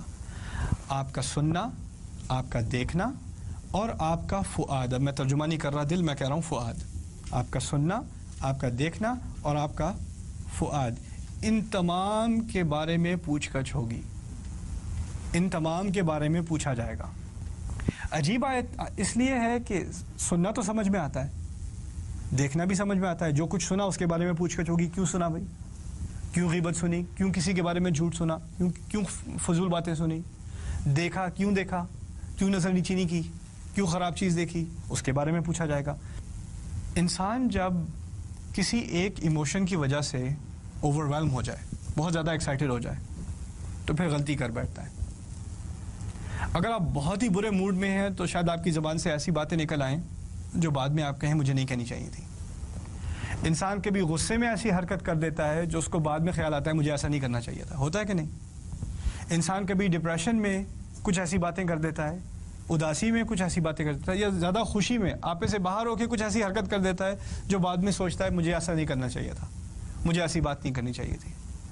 اب کچھ لوگ ایسے ہوتے ہیں جن کا دل بار بار فؤاد ہو جاتا ہے. آپ سمجھ رہے ہیں بات؟ کچھ لوگ ایسے ہوتے ہیں جن کی ایموشنز بہت آرام سے ایکسائٹ ہو جاتی ہیں اور وہ آپے سے باہر ہو جاتے ہیں بالکل چھوٹی چھوٹی باتوں پہ. جیسے ہو سکتا ہے آپ کے گھر آپ کی فیملی میں کچھ ایسے حضرات بھی ہیں جن کا غصہ بہت آسانی سے ایسے جلدی سے بھڑکتا ہے, پتہ بھی نہیں چلتا یہ ہوا کیا, اور پھر کچھ 5 منٹ بعد دوبارہ بالکل آرام سے جیسے کچھ ہوا ہی نہیں. اچھا ذرا چینی تو ادھر. اچھا اور باقی دن کیسا گزرا تمہارا؟ ابھی تو چیخ رہے تھے یار آپ تو, شیشے ٹوٹ رہے تھے گھر کے, اور اب ایک دم سے دوبارہ بالکل نارمل جیسے کچھ ہوا بھی نہیں. اور کچھ لوگ اس سے بڑے کنفیوز گھر میں, یعنی ایک باپ ہے اس کو غصہ بڑا آتا ہے, بیٹا گھر میں آیا, بیٹا گھر آتے کے ساتھ ہی تم ایسے نکمے, تم تو یہ تم تو وہ, چیخ پکار شروع. بیٹا 18 سال کی عمر ہونے کے باوجود اس کی آنکھوں میں آنسو آ گئے کہ ایسی ایسی باتیں سننے کو مل رہی ہیں. پھر ماں جا کے بیٹے کو تسلی دیتی ہے, کہتی ہے دیکھو تمہارے ابو کبھی کبھی ایسے ہو جاتے ہیں, وہ اصل میں ایسے نہیں ہیں, بس کبھی کبھی ہو جاتے ہیں, کوئی بات نہیں, یہ ان کا قلب نہیں ہے, یہ بس ان کا فؤاد ہے. آپ سمجھ رہے ہیں بات؟ تو لوگ اس کو جسٹیفائی کرتے ہیں, کہتے ہیں دیکھو میں نے غصے میں کچھ کہہ دیا تھا, لیکن وہ میں نہیں تھا, وہ تو بس مجھے کچھ ہو جاتا ہے, جب مجھے غصہ آتا ہے مجھے کچھ بس ہو جاتا ہے. آپ کے بچے کہیں گے I didn't mean it mom, that wasn't me, this is me. you know, ہوتا ہے کہ نہیں؟ پھر لوگ کیا کرتے ہیں, لوگ اس کو ایک طرح سے ایک ایکسکیوز بنا لیتے ہیں کہ دیکھو میں نے جو غصے میں بات کی تھی وہ اس کے بارے میں آپ مجھ سے پوچھ گچھ نہیں کر سکتے, جو میں نے ڈپریشن میں حرکت کی تھی اس کے بارے میں مت پوچھو, دیکھو وہ it was a special occasion, وہ کچھ بات آپ سے باہر ہو گئی تھی, لیکن وہ اس کے بارے میں وہ بات دوبارہ مت لاؤ, دیکھو وہ ایک غلطی تھی, وہ ہو چکی. اللہ تعالیٰ اس آیت میں بڑی حکمت سے فرما رہے ہیں, دیکھو جس حالت میں تم اپنے آپ کو کہتے ہو کہ دیکھو اس بارے میں مت پوچھو, اس وقت میں غصے میں تھا, وہ اور بات تھی, اس کے بارے میں مجھ سے کوئی انٹروگیشن نہیں ہو سکتی. اسی کے بارے میں خاص کہا ان السمع والبصر والفؤاد, کیونکہ لوگ اسی کو مثال بناتے ہیں, اسی کے پیچھے ہٹتے ہیں کہ دیکھو جب ایک دفعہ اس طرح کی سچویشن ہو جائے, میں فؤاد بن جاؤں, میرا قلب فؤاد بن جائے, تو پھر اس کے بعد مت پوچھو, مجھے نہیں پتا. اور اللہ فرماتے ہیں نہیں تمہیں پتہ ہے, اچھی طرح پتہ ہے, اور پوچھ گچھ ہوگی اور اسی کے بارے میں ہوگی. یہاں تک کہ جدید کورٹ روم میں یہاں پر امریکہ میں بھی استعمال ہوتا ہے, پتہ ہے, فؤاد, دا سائیکالوجی آف فؤاد استعمال ہوتی ہے. کہتے ہیں کہ کوئی ہائی وے پہ نکلا ہوا ہے, کوئی شو دیکھا ہے کاپس, ہائی وے پہ نکلا ہوا پکڑا نہیں جا رہا, اس کے بعد ریس کار ہے, پولیس والے بیچارے پیچھے رہ جاتے ہیں ہمیشہ, پکڑ نہیں جب تک اس کی گیس ختم نہ ہو جائے. اب اس کی گیس ختم ہو گئی, پھر پولیس والوں نے آ کے اس کو پکڑا, گاڑی سے باہر گھسیٹا, پھر خوب پٹائی کی, اور اوپر ہیلی کاپٹر سے کیمرہ ساری چیزیں دیکھ رہا ہے. اب اس کو سو کیا جا رہا ہے پولیس کو کہ پولیس والوں نے اس کو مارا ہے پکڑ کے, تو پولیس بروٹیلٹی, اب اس کو سو کیا جا رہا ہے. اب پولیس والے ڈیفینس میں آ کے کہتے ہیں, اس کا سائیکالوجسٹ آ کے کہتا ہے کہ جب ہائی اسپیڈ چیس ہو رہی ہوتی ہے نا, لوگ بڑی اسپیڈ میں ڈرائیو کر رہے ہوتے ہیں, تو ایڈرینلن بہت زیادہ ہوتا ہے جس سسٹم میں, اس سے زیادہ ایکسائٹمنٹ ہو جاتی ہے. اصل میں اس کی پٹائی پولیس والے نے نہیں کی تھی, اس کی ایڈرینلن نے پٹائی کی تھی, اس کے فؤاد نے پٹائی کی تھی, قلب نے نہیں کی تھی, اس لیے آپ اس کو جیل میں نہیں ڈال سکتے. تو یہ ایکسکیوز, اس طرح کی معذرت اب کورٹ روم میں بھی استعمال ہوتی ہے, اور اللہ تعالیٰ فرما رہے ہیں ان السمع والبصر والفؤاد. اس کی ایک اور مینیفیسٹیشن کیا ہوتی ہے, کہیں زلزلہ آیا یا سیلاب آیا یا کوئی انریسٹ ہوا, تو لوگ کیا کرتے ہیں, عام آدمی, عام طور پہ بالکل عام آدمی ہے, یعنی اسکول ٹیچر ہے, اکاؤنٹنٹ ہے, جو بھی ہے, جب ایک دفعہ دکانوں کی توڑ پھوڑ شروع ہوئی اور لوگوں نے گاڑیاں لوٹنی شروع کی اور دکانوں میں سے ٹی وی اٹھا کے لے جا رہے ہیں, اسکول ٹیچر, عام آدمی, پاگل نہیں ہے وہ, بالکل سیدھا سادہ انسان ہے, اس کو بھی دیکھیں کیمرے پہ کیا کر رہا ہے, وہ بڑا سا ٹی وی لے کے وہ جا رہا ہے, اور پھر وہ بھی کورٹ روم میں پہنچا, اس کے بارے میں سوال جواب ہو رہے ہیں, تم نے یہ حرکت کیوں کی, I don't know what happened. اور سائیکالوجسٹ کہہ رہا ہے دس از موب مینٹیلٹی. جب تمام موب ایسی حرکتیں کر رہا ہو تو انسان کا سر گھوم جاتا ہے, وہ بھی حرکتیں کرنی شروع کر دیتا ہے, وہ سوچتا نہیں کر کیا رہا ہے. یعنی وہ بھی یہ آرگیومنٹ کر رہے ہیں کہ دیکھو اس وقت وہ قلب نہیں تھا, اس وقت وہ فؤاد تھا, اس کو مت پوچھو, اس کو معاف کر دو. اللہ تعالیٰ کہہ رہے ہیں نہیں, یہ بالکل معاف نہیں ہوگا, اس کے بارے میں سوال پوچھا جائے گا, تم اپنی تمام حرکتوں کے لیے خود ذمہ دار ہو, تمہاری کوئی ایکسکیوزز نہیں ہے. ان السمع والبصر والفؤاد. اب دیکھیں, اگر آپ اس آیت کا ترجمہ دل پڑھیں اور گزر جائیں تو یہ ساری بات نکلے گی کہ نہیں؟ بالکل آگے سے آپ بالکل ایسے گزر جائیں گے جیسے کچھ بات ہی نہیں ہوئی. تو قرآن کے ہر لفظ پہ خاص اٹینشن, خاص ایک طرح سے عربی میں کہتے ہیں انتباہ, اردو میں کیا کہتے ہیں اٹینشن کو مجھے پھر نہیں پتا, इंतिबार भी का लफ्ज़ है. तवज्जो, thank you, that's also an Arabic word from वजह, by the way. तवज्जो, वजह से, वजह समझते हैं वजह क्या होती है? शक्ल. तवज्जो किसी तरफ, किसी शक्ल की तरफ, किसी चीज़ की तरफ अपनी शक्ल करना, उसे तवज्जो कहते हैं.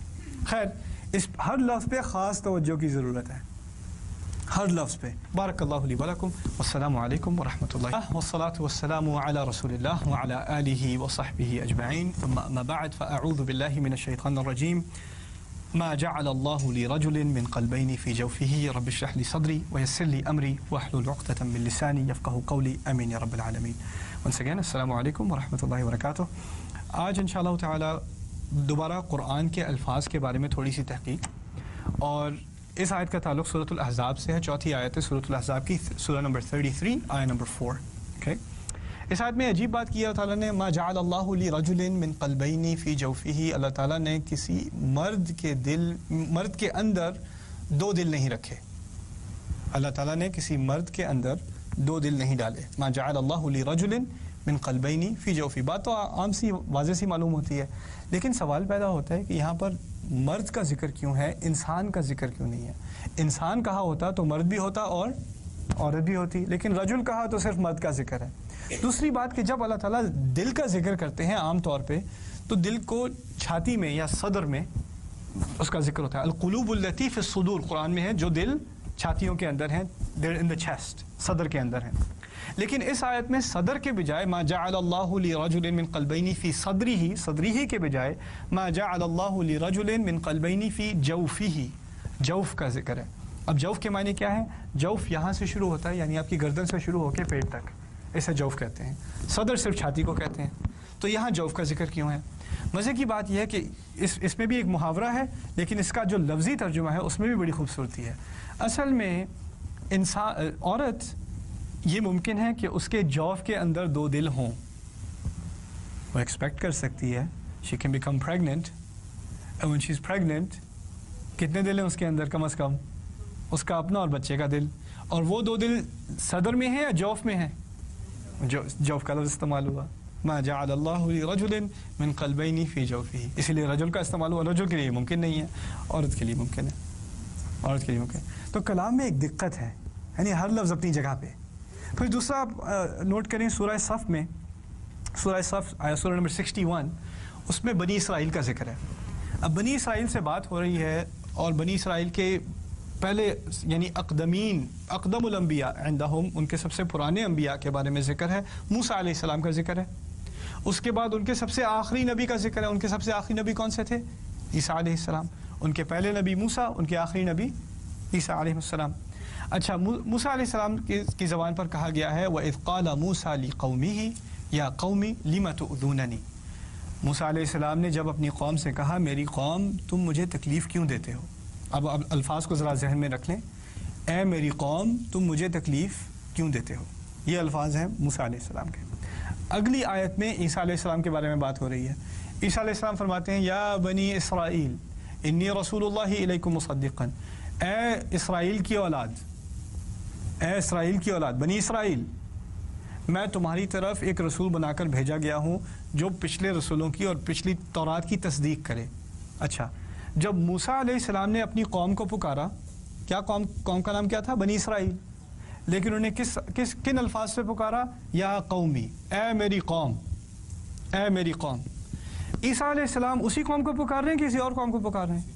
उसी कौम को पुकार रहे हैं. लेकिन वो अगली आयत में ही अल्फाज बदल गए एकदम से और कहा, इसराइल की औलाद, मैं तुम्हारी तरफ रसूल बनाकर भेजा गया हूँ.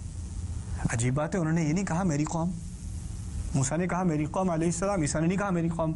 यहाँ तक कि अगर आप तहकीक करें तो पूरे कुरान में कहीं भी ईसा अलैहिस्सलाम के बारे में ये नहीं कहा गया कि उन्होंने अपनी कौम को अपनी कौम कहा. हमेशा कहते हैं या बनी इसराइल, या, और मूसा अलैहिस्सलाम हमेशा कहते हैं या कौमी. मूसा अलैहिस्सलाम कभी नहीं कहते या बनी इसराइल. दूसरी तरफ, अच्छा, समझने की बात यह है कि कौमियत, आपकी जो नेशनैलिटी है, अगर मुझसे कोई पूछे आपकी नेशनैलिटी क्या है, मैं कहूँगा पाकिस्तानी. क्यों? क्यों?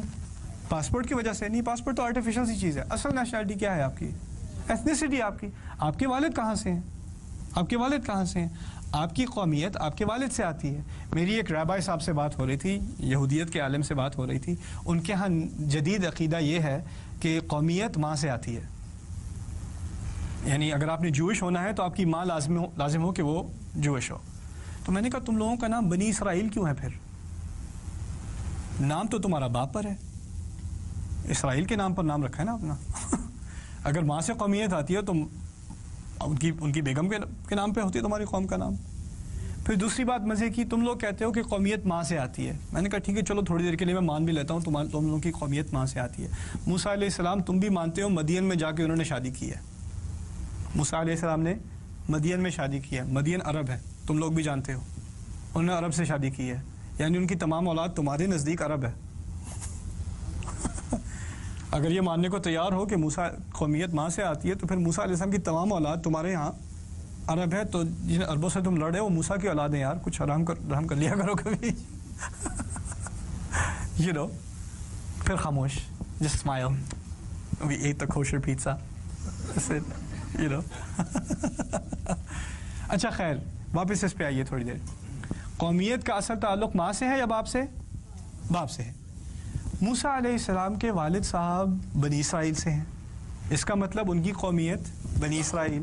تو وہ بنی اسرائیل کو خطاب کرتے ہیں اور کہتے ہیں اے میری قوم مجھے کیوں تکلیف دے رہے ہو. انہوں نے ان کو اپنی قوم اس لیے کہا کہ ان کی اپنی نسلیت ادھر سے ہی ہے، باپ ادھر سے ہے. عیسیٰ علیہ السلام کے لیے ممکن نہیں کہنا کہ تم میری قوم ہو. کیوں نہیں ممکن؟ باپ تو ہے نہیں، صرف ماں ہے، اور ماں سے قومیت آتی نہیں. تو وہ یہی کہتے ہیں یا بنی اسرائیل. سبحان اللہ، ان کے لیے ممکن نہیں ہے. اگر وہ کہتے ہیں یا قومی تو مسئلہ ہو جاتا بھائی. دوسری بات اس آیت میں نوٹ کرنے کی ہے، وَإِذْ قَالَ مُوسَىٰ لِقَوْمِهِ، جب موسیٰ نے اپنی قوم سے کہا اے میری قوم، یعنی اللہ تعالیٰ نے بھی کہا کہ موسیٰ علیہ السلام نے کس سے کہا؟ اپنی قوم سے کہا. اگلی آیت میں ایکسپیکٹ کر رہا تھا اگر حافظ ہو تو حافظ کیا کرتا ہے، وہ پچھلی آیت اگر اگلی آیت سے متشابہ ہو تو وہ پچھلی آیات کے الفاظ چوری کر کے اگلی آیت میں، چلو اتنا تو یاد کرنا نہیں پڑے گا، وہ پہلے کی طرح ہی ہے، آگے کا کچھ نیا ڈال دو. تو پہلی آیت میں ہے وَإِذْ قَالَ مُوسَىٰ لِقَوْمِهِ، تو میری توقع تھی اگلی آیت میں ہوگا وَإِذْ قَالَ عِيسَىٰ لِقَوْمِهِ، لیکن وہاں لِقَوْمِهِ نہیں ہے کہ جب عیسیٰ نے اپنی قوم سے کہا. وہ بھی غلطی ہو جاتی. غلطی کیا ہوتی؟ یاد ایک تو وہ خود ان کو اپنی قوم نہیں مانتے اور اللہ تعالیٰ بھی ان کو اپنی قوم نہیں منواتے. کبھی نہیں کہا اذ قال عیسی ابن مریم لقومہ، کبھی نہیں کہا قرآن. میں نے آپ کو کل کچھ سمجھایا تھا کہ قرآن جو ہے یہ کتابی شکل میں ہمارے پاس نہیں آیا، کتابی شکل میں لوح محفوظ میں ہے. ہمیں سنایا گیا ہے قرآن، اور رسول صلی اللہ علیہ وسلم کے ذہن میں اور ان کے دل میں علی قلبک لتکون من المؤمنین، سورۃ الشعراء کی آیات ہے نزل بہ الروح الامین علی قلبک. روح الامین یعنی جبریل علیہ السلام نے آپ کے دل پر قرآن اتارا ہے. تو قرآن کی آیت کہاں جائے گی، کہاں فٹ آئے گی، یہ سب ان کے دل میں معاملہ ہو رہا ہے اور وہ سنا رہے ہیں. ٹھیک ہے نا. سورہ آل عمران میں عیسیٰ علیہ السلام کے بارے میں بڑی عجیب بات کی گئی ہے. ان کے بارے میں کہا گیا ہے ان مثل عیسیٰ عند اللہ کمثل آدم خلقہ من تراب ثم قال له کن فیکون. عیسیٰ علیہ السلام کی مثال اللہ تعالیٰ کے ہاں ایسی ہی ہے جیسی آدم کی. اب ذرا سنیں، بات سمجھ میں آتی ہے کیونکہ خلقہ من تراب. دیکھو اگر عیسیٰ کی بات سمجھ نہیں آتی کہ ایک ماں سے بچہ کیسا پیدا ہو گیا بغیر باپ کے، تو پھر آدم کی بات تو بالکل ہی سمجھ نہیں آنی چاہیے. نہ باپ ہے نہ ماں ہے، وہ تو دگنا مسئلہ ہے. یہاں تم اس مسئلے میں پڑے ہو کہ صرف ماں سے کیسے پیدا ہو گیا، وہاں تو نہ ماں تھی نہ باپ تھا. تو اسی طرح کی مثال ہے، لیکن اس میں ذرا اور گہرائی میں جائیے. عیسیٰ علیہ السلام کا ذکر جب آیا ہے اس آیت میں جو ذکر آیا ہے، اس سے پہلے 6 دفعہ ذکر آ چکا ہے عیسیٰ علیہ السلام کا قرآن میں. اگر آپ قرآن کو شروع سے پڑھیں اب تک، اس آیت تک، آل عمران کی آیت تک، عیسیٰ علیہ السلام کتنی دفعہ ذکر ہے ان کا؟ 6 مرتبہ. آدم علیہ السلام کا ذکر کتنی مرتبہ آ چکا ہے؟ 6 مرتبہ. یعنی اللہ تعالیٰ کے ہاں عیسیٰ کی مثال آدم ہی کی طرح ہے، یہاں تک کہ عیسیٰ کی مثال بھی 6 دفعہ دی گئی ہے اور آدم کی بھی 6 دفعہ. اور اس کے بعد باقی قرآن میں عیسیٰ علیہ السلام کی مثال 18 مرتبہ مزید دی گئی ہے. اور اس کے بعد قرآن میں آدم علیہ السلام کا ذکر 18 مرتبہ مزید بعد میں ہے. مکمل 25 مرتبہ عیسیٰ اور مکمل 25 مرتبہ آدم علیہ السلام، اور درمیانی آیت 6 اس طرف 18 اس طرف. اور کہا گیا اللہ تعالیٰ کے ہاں عیسیٰ کی مثال آدم ہی کی جیسی ہے. ہاں 25 آئی تھنک 25، 6 اس طرف 18 اس طرف اور یہ بیچ میں رائٹ. تو just the way Allah talks. اور یہ کیا ایک وقت میں پتا تھا کسی کو؟ کوئی کلام بول رہا ہو اس کو یاد رہے گا کتنی دفعہ عیسیٰ کا ذکر ہے؟ کسی صحابی سے پوچھ لو آدم کا ذکر کتنی دفعہ ہے قرآن میں، کیا وہ زبانی بتا دے گا آپ کو کہ آدم علیہ السلام کا ذکر 25 مرتبہ ہے یا عیسیٰ علیہ السلام کا ذکر جو ہے وہ اتنی مرتبہ ہے؟ نہیں بتا سکتا۔ اب درمیان کی بات آئی تو ایک اور بات سنیں، میں نے سورہ بقرہ کے بارے میں آپ کو کل بتایا تھا کہ وہ مدینہ کی پہلی صورتوں میں سے ہے اور اس کی کچھ آیات بالکل سیرت کے آخر میں نازل ہوئی ہیں، یعنی پورا مدنی دور سورہ بقرہ کا کچھ نہ کچھ حصہ آتا رہا ہے۔ اچھا، اب تمام سورت نازل ہونے کے بعد اس سورت کی کتنی آیات ہیں؟ 286، 286۔ میں نے ٹھیک کہا 286؟ Okay, very proud, my mom will be proud again. Okay, 286 آیات۔ اچھا، اس سورت کی ایک آیت ہے وَكَذَلِكَ جَعَلْنَاكُمْ أُمَّةً وَسَطًا، اور اسی طرح ہم نے تمہیں درمیانی امت بنایا، ہم نے تمہیں درمیانی امت بنایا۔ یہ سورہ بقرہ کی آیت ہے۔ اب سوچنے کی کوشش کریں، یہ آیتیں جو نازل ہو رہی ہیں سورہ بقرہ کی، اس دوران کیا اور صورتوں کی آیتیں بھی نازل ہو رہی ہیں؟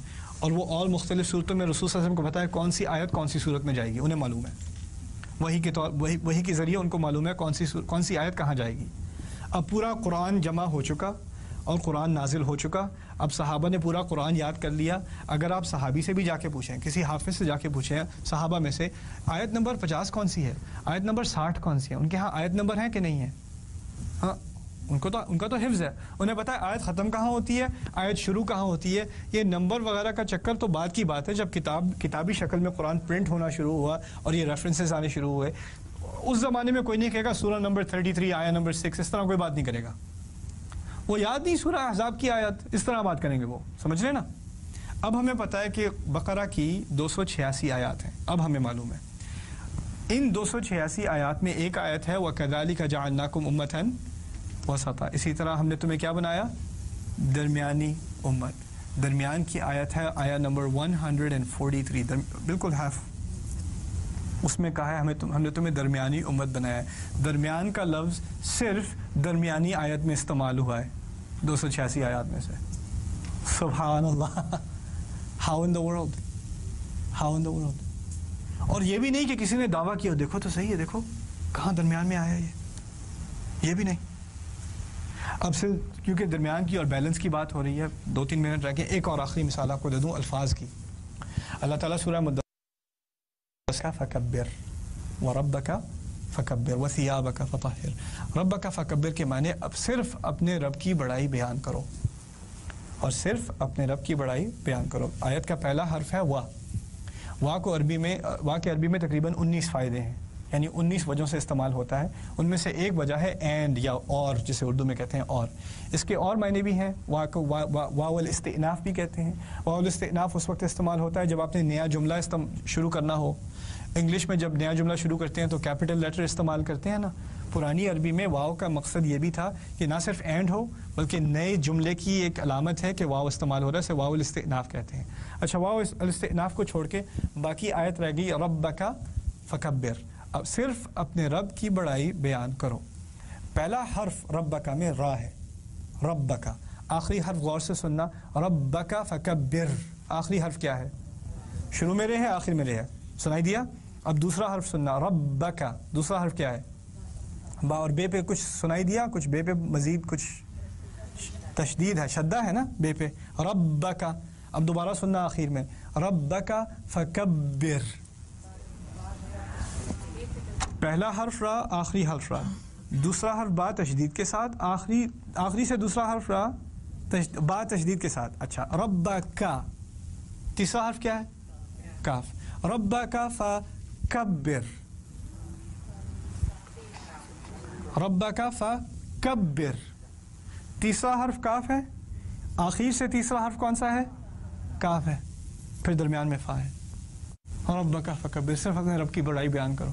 آپ مجھے یہ بتائیں کہ اگر کسی نے جملہ لکھنا ہو کسی بھی زبان میں جو شروع سے آخر تک بیلنس ہو، یعنی اس کا عکس ہو، یہی الفاظ پہلا حرف آخری حرف ایک ہو، دوسرا اور دوسرا سیکنڈ لاسٹ، تیسرا اور تھرڈ لاسٹ ایک ہو، اس طرح کا جملہ ہو، اگر آپ اس طرح کا جملہ بنا بھی سکیں تو لکھنا تو پڑے گا نا، لکھنا تو پڑے گا، اور اگر بولنا بھی ہو تو ایک دفعہ میں بول کے نکل آئے گا کہ بار بار سوچنا پڑے گا، بار بار تو سوچنا پڑے گا۔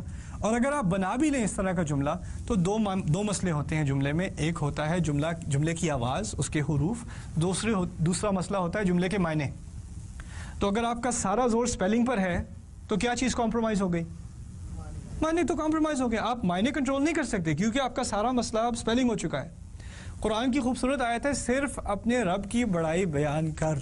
اس کے معنی ہیں، اس کے معنی ہیں، اور معنی کے ساتھ ہی تقریباً پورا بیلنس ہے. سبحان اللہ. اور یہ بھی کتنی دفعہ میں کہ اس میں کوئی ایڈیٹوریل پروسیس ہے کہ ایک دفعہ کہا نہیں چھوڑو اس آیت کو ایسے کر دو، ادھر یہاں ڈال دو، پھر یہ بہتر نکلے گا، پھر بیلنس ہو جائے گا. اس طرح کا کوئی مسئلہ ہے؟ آیت ایک دفعہ کہی گئی، یاد کی گئی، سنائی گئی، ذکر کیا گیا. یہاں تک کہ رسول نے خود صلی اللہ علیہ وسلم کبھی اس بات کا ذکر نہیں کیا کہ دیکھو را کو شروع میں اور رے کو آخر میں، با کو اس کے بعد با کو آخر میں. دیکھو یہ سب کو وہ تو کہہ بھی نہیں سکتے تھے. وما کنت تتلو من قبلہ من کتاب، وہ تو پڑھتے ہی نہیں کتاب. انہیں تو رے، را اور با اور کاف ان حروف کا تو انہیں علم بھی نہیں ہے. اللہ تعالیٰ نے ان کو ان چیز کا علم بھی نہیں دیا. انہیں تو صرف وہی سے قرآن پڑھنا سکھایا گیا ہے علیہ الصلوۃ والسلام. اور اب آ کے ہم اس دور میں یہی قرآن پڑھ رہے ہیں اور ایسی ایسی باتیں نکلتی ہیں کہ انسان حیران رہ جاتا ہے. یہ الفاظ اللہ تعالیٰ کے ہو سکتے ہیں، یہ انسان کی قدرت میں نہیں ہے اس طرح کی بات کرنا. تو یہ کچھ تھوڑی سی مثالیں تھیں آج کے لیے انشاءاللہ تعالی. اب کل جو now the exciting stuff begins باذن اللہ. کل انشاءاللہ کچھ کمپیریزن کریں گے کچھ آیات کا آپس میں. کل آپ کو تھوڑا سا آئیڈیا دے دوں. مدینے کے شہر کے دو نام ہیں، اس کو المدینہ کہا جاتا ہے اور کیا کہا جاتا ہے؟ یثرب. تو ایک دفعہ یثرب کا استعمال ہے، کئی دفعہ مدینے کا استعمال ہے. اس میں کیا فرق ہے؟ ایک دفعہ قرآن میں اس شہر کو مکہ کہا، دوسری دفعہ بکہ کہا. اب یہ کیوں کہا؟ اگر کوئی پوچھے، تنقید کرنے والا پوچھے جہاں مکہ لکھا ہے وہاں بکہ لکھ دو، جہاں بکہ لکھا ہے وہاں مکہ لکھ دو، کیا فرق پڑتا ہے؟ کوئی فرق بھی پڑتا ہے کہ نہیں؟ تو ان سوالوں کا جواب انشاءاللہ تعالی کل کچھ ایکسپلور کریں گے. بارک اللہ لی ولکم، والسلام علیکم ورحمۃ اللہ.